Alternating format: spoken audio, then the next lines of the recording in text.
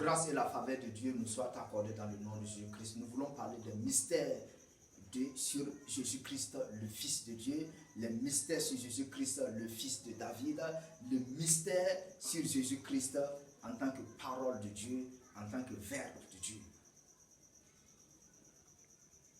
Il doit revenir bientôt. Et dans Actes chapitre 1, le verset 9, les apôtres ont vu à l'œil nu Jésus-Christ qui partait vers le ciel.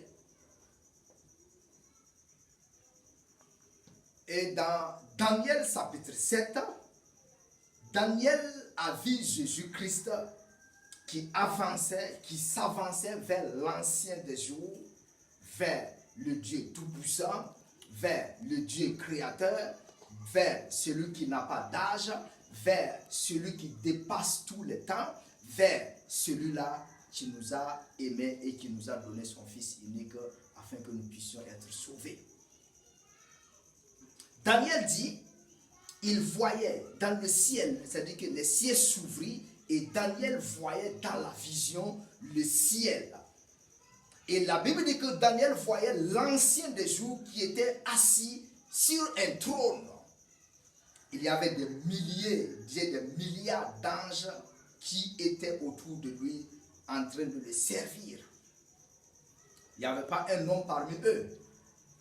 Il n'y avait aucun homme. C'était Dieu et les armées des cieux. C'était Dieu et les anges. Aucun homme, aucun fils d'homme ne faisait partie de cette réunion. Aucun être humain ne fut partie de cette grande réunion céleste.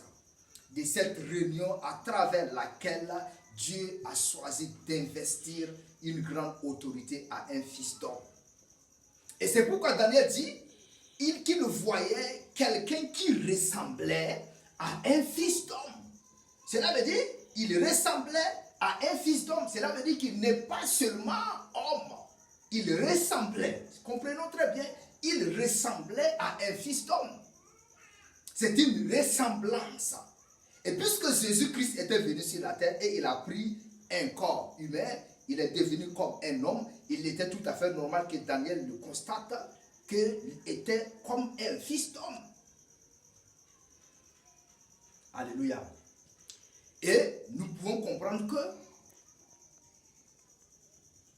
sur le plan divin, Jésus-Christ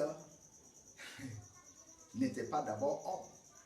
Il était d'abord Dieu, il était d'abord parole et il est devenu homme. Donc il était tout à fait normal qu'il ait la ressemblance d'un homme, étant donné que sa nature elle-même n'est pas d'abord homme.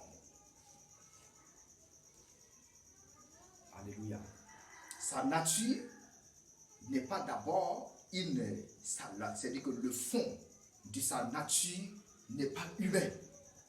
C'est pourquoi Daniel, lui, dans sa vision, lui, il voyait plus que, il voyait quelqu'un qui n'était pas homme, mais qui ressemblait à un homme. Et dans Actes chapitre 1, le verset 9, en allant jusqu'au verset 10, nous verrons que les anges vont se présenter en disant aux apôtres que ne restez pas ici à regarder un homme qui part vers le ciel, mais parce que le Jésus-Christ qui part là, il doit revenir de cette même manière. Et il reviendra sur cette terre, pour toi et pour moi. Il reviendra sur cette terre pour le jugement. Il reviendra sur cette terre pour la sanctification. Il reviendra sur cette terre afin de rétablir le royaume de Dieu sur la terre. Que Dieu nous accorde sa grâce, sa faveur et surtout de l'intelligence afin de pouvoir comprendre les mystères du royaume de Dieu et afin que nous-mêmes nous puissions nous préparer afin que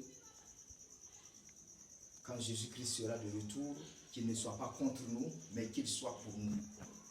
Que cela soit ainsi au nom de Jésus-Christ. Amen.